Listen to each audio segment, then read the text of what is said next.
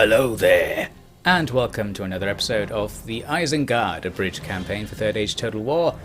Last time we were conquering the human settlements near Isengard and things went well. We captured a load of them and escaped from bankruptcy.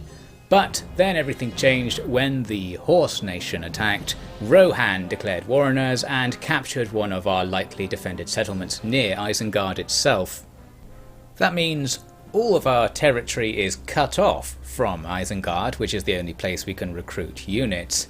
And it means we're going to have to go back. You may remember if you saw the first part, I was building up forces to make an invasion to the west into Enidwaith's territory. But now we'll just have to walk back and deal with this because this is much more important. And now that we're at war with Rohan, we're probably going to have to just see that through and go east in general as well.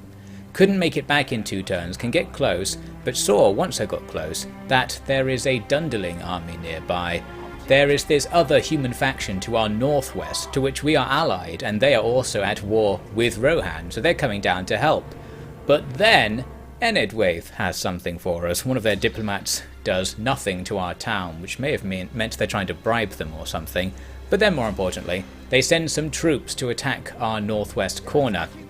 Not many troops, but they do have a lot more based only on what we can see and what they probably have elsewhere as well. We can guess they've got at least a stack of troops somewhere. Meaning, we now have a giant 2-front war on our hands. At least we get a nice easy break to start with, because as I move over to retake this village from Rohan, our allies are here as well. So we can use them in this battle. This is kind of an auto-resolvable battle, but I want to do it manually in order to get maximum use out of the Dunlendings. We want to send them in first to die, and then we'll just finish off what's left. Well, that's the plan anyway.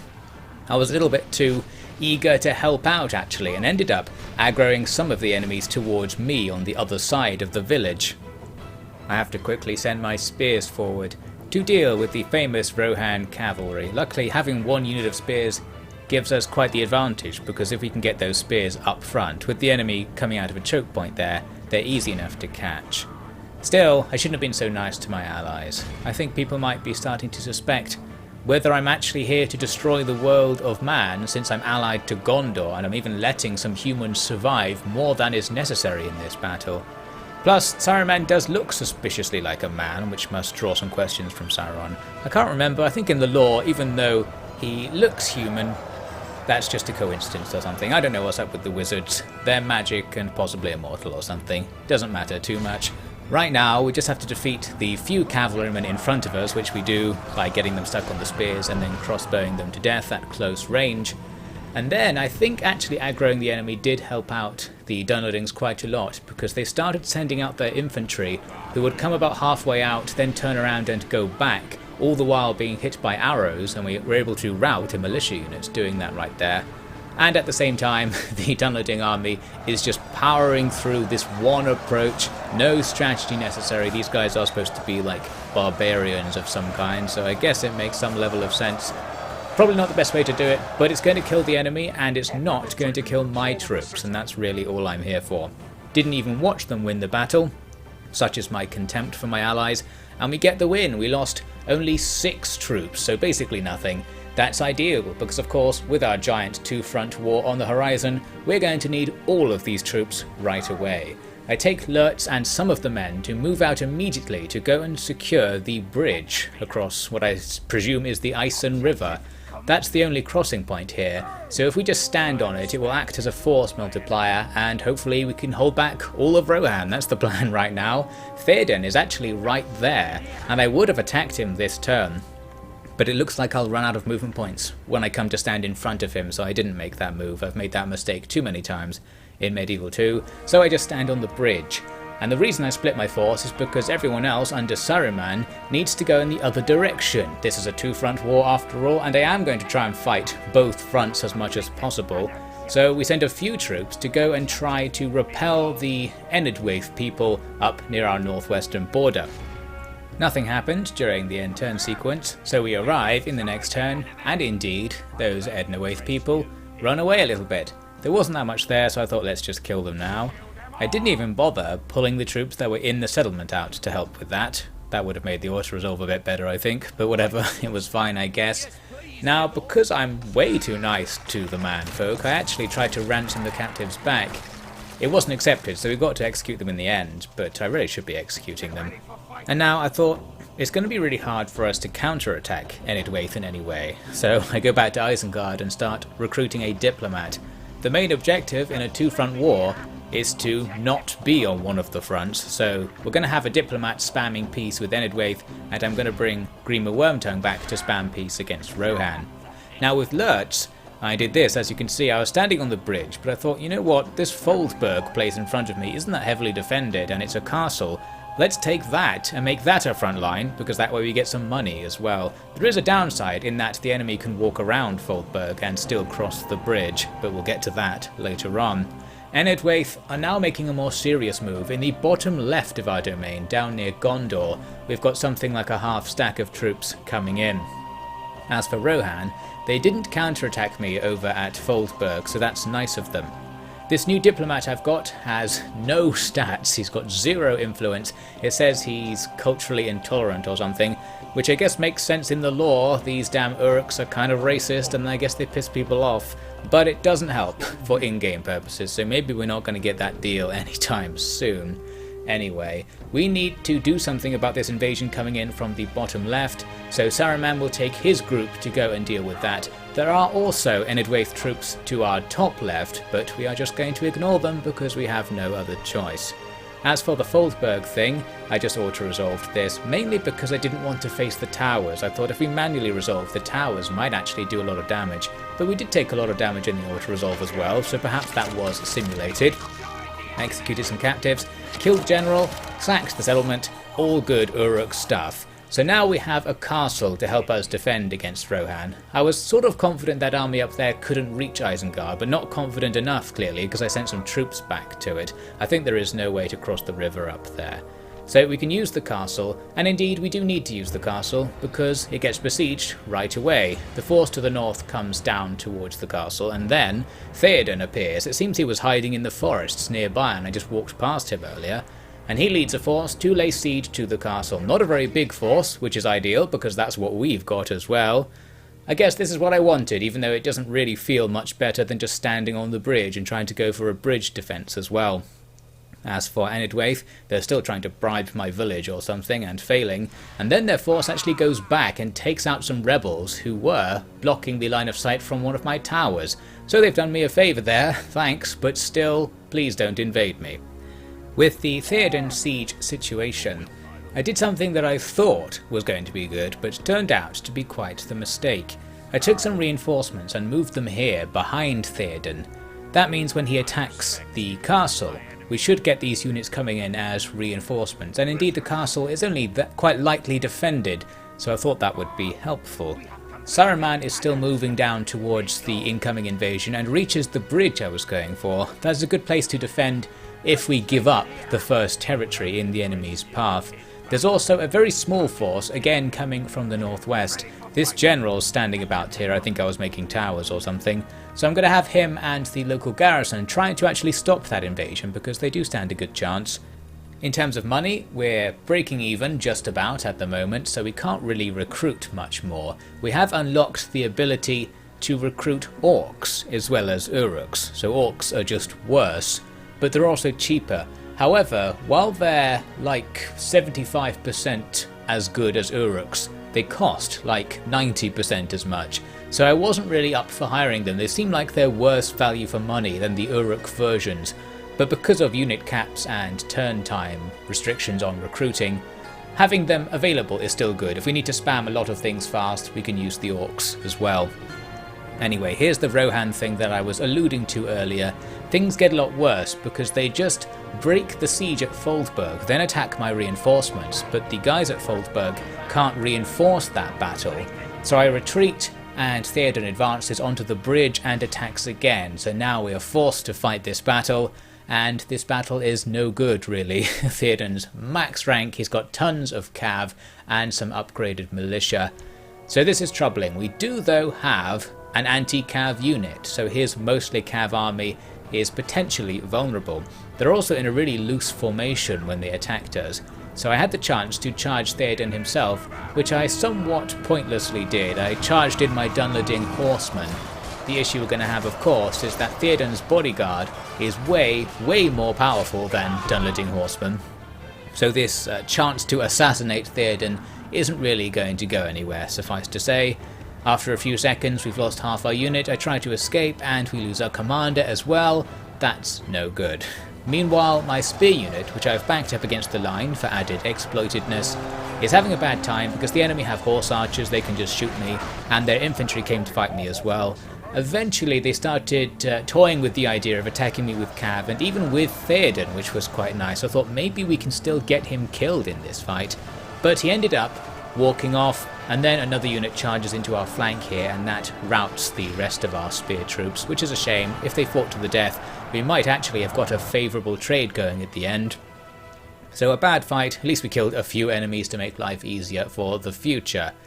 Now it's Enedwaith's turn, and it's more bad news. Their northwesterly invasion gets a lot stronger with a load more troops. Looks like it's just as strong as the other one that I just wasted time repositioning my forces to defend against. So we're really starting to feel the pressure, aren't we, ladies and gentlemen? Things are beginning to get bad. We're being invaded from 3 different directions, and all 3 invasions are quite strong. Really only the one that's going up against Saruman has anything that matches them in terms of defences to resist them. And even that actually doesn't last very long, because at about this point I decided we don't really need to focus on the southwestern area of our territory. Now that the enemy are making serious invasions to the northeast and northwest, let's stay near Isengard. So Saruman starts coming back. Lurtz goes and stands on the bridge in front of Theoden. I could attack him, but I don't want to. I want him to attack me on the bridge so we can try and choke point him and overcome his big cavalry advantage against us. However, he doesn't. He doesn't do anything, actually. But another Rohan force does appear and lay siege to the castle, so that's not ideal.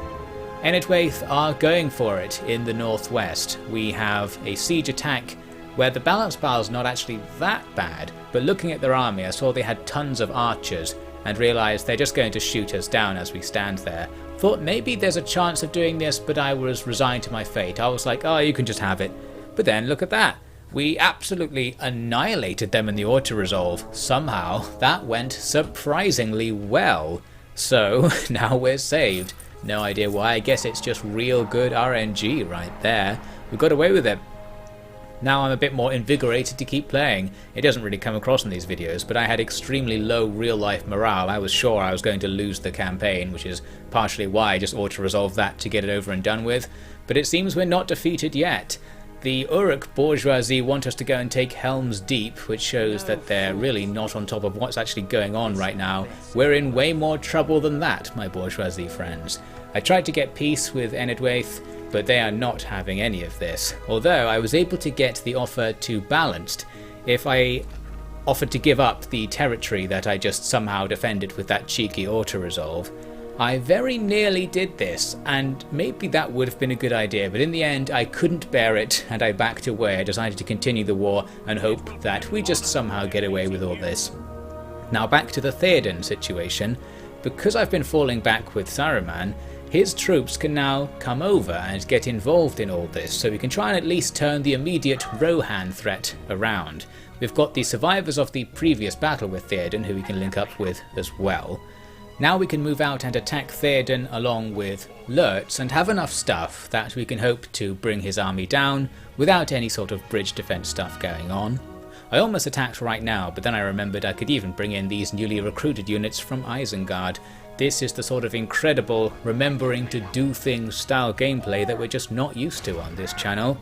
Theoden just retreats, but he doesn't retreat very far, so we can still go after him again. As long as someone still has some movement points to go back towards Foldberg and try to defend it, it's okay to pursue him a bit.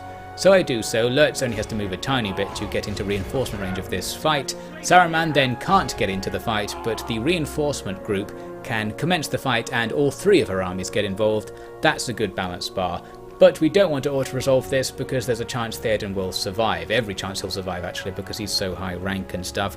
We need to go in and do this manually and try to assassinate the Rohan king. There was a very long delay, which we're skipping over of course, while I got all the reinforcements together. The Rohan army just sat in the corner of the map the whole time, and here we are after walking up to them. We're now in arrow range, so I started shooting at this little militia unit. Doesn't really do very much. I think the Uruk archers aren't very good, and shooting into the front of a unit with shields doesn't do that much anyway.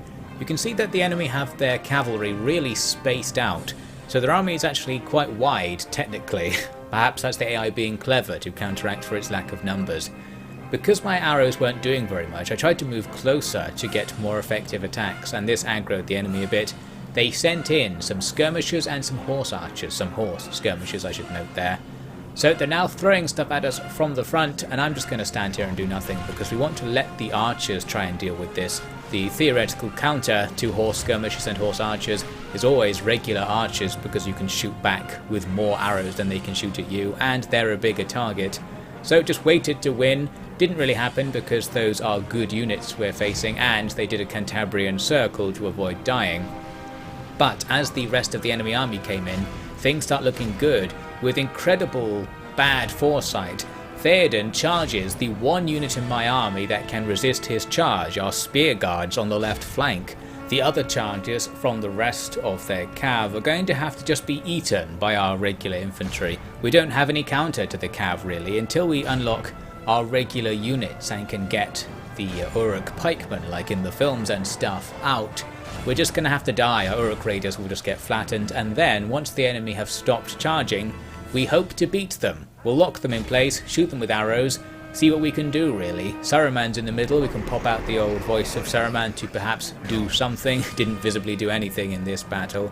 But yes, you can see on the balance bar, we're going to win on sheer power and stats. A long grind will eventually be in our favour even if we take large losses just because we have loads of stuff.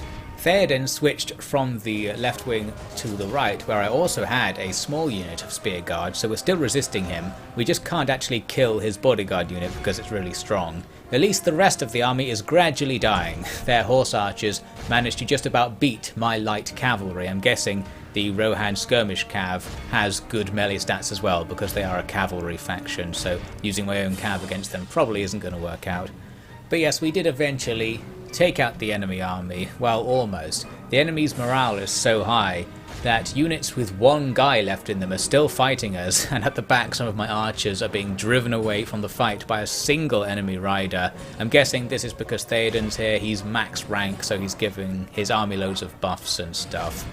And it's actually quite difficult to kill them at this point in the fight, because when there's only like one or two guys in a unit, actually clicking on it is very difficult, especially if you're like me and have the house rules that you're not allowed to pause the game during a battle. There's Theoden himself riding around. All of his bodyguards have eventually been killed by the sheer numbers we were facing, but Theoden himself has escaped that fate, and now he's escaped our army as well. I was very worried he might rout and leave the battlefield and then just teleport back to an allied settlement, as sometimes happens. But in this case, his morale holds and he goes out to fight the archers that got skirmished away. I put the archers on guard mode because I'm not sure exactly how it works, but there's a secret way to get your archers to fight in melee whilst also shooting with their bows like the AI can do sometimes, and it's something to do with being in guard mode and giving attack orders. Couldn't get it to happen in this case. So just had to stand there and very, very slowly kill Theoden. The rest of my army arrived to help, and this time he didn't run away, and we eventually get the kill. That's what I'm talking about. So we've wiped out the enemy army and in particular have killed their faction leader and their hero character who had all the high stats and stuff. Looks like both sides lost about the same amount in the battle in terms of numbers, but in terms of significant losses, the enemies are much more. They lost cavalry and of course they lost their king, as the game immediately notes as we get back onto the campaign map. So that's going to be very embarrassing for Rohan, and it's a big propaganda victory for Saruman. Hopefully Gondar will be happy with that as well. Now with that done, Lurtz has enough movement points to go over and support at Foldberg as well, where there are only a few enemy troops. I didn't actually go to attack them, I just went to stand next to the castle, because if I can get that fight to happen next turn instead of this turn, we can unify everything together, and it will just be generally easier. Lurtz only actually has a few men. Money, still quite bad, but we're not quite bankrupt. The Enedwaith people have bypassed the southwesternmost town that we have, so not sure what they're up to, but that's going to be quickly revealed. They're moving straight to Derwath here, which is probably a good move because it's more significant than that village out there, and the village will be cut off, they can just take it later. We've already gone past the Rohan turn, so as you can probably tell, we didn't fight them this turn. They actually just broke the siege, which I guess is also fine by me, because we're getting the situation we want. We'll be able to organise a battle with more of our stuff against them in this turn. But yes, this Enedwaith thing is slightly annoying. We're going to have to send Saruman back down there. Otherwise, we really will start losing territories, our money will go out the window again. And what hope will we have against Rohan? Then we need to try and keep this thing together if we can. The main issue that may arise is that Rohan is a much bigger faction than us, as previously mentioned, and I do wonder what they could actually throw at us if they really wanted to. Well, that's going to have to be a question for the future. Right now, Saruman will start moving to try and defend against oncoming Enderwaith aggression, and the other troops merge together and we go after this remaining Rohan force, the guys that were besieging Foldberg. It's not that much stuff and it's possibly auto-resolvable, but I'm going to do that one manually because we really need to save as many soldiers as we can to garrison Foldberg, just in case something bad happens, and as we've seen before, something bad can certainly happen. Anyway, we'll cover this battle at the start of the next part, along with probably some more of that great bad stuff that I'm sure is bound to happen, so I hope you'll join me for that.